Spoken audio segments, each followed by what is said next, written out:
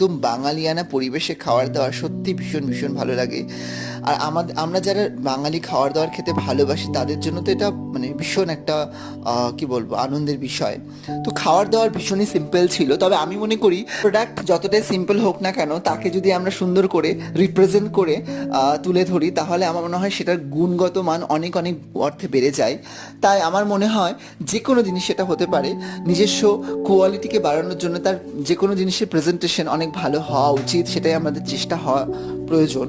তবে খাবার দাবার নিয়ে কথা বলি যে ভীষণ ভালো কোয়ালিটি ছিল।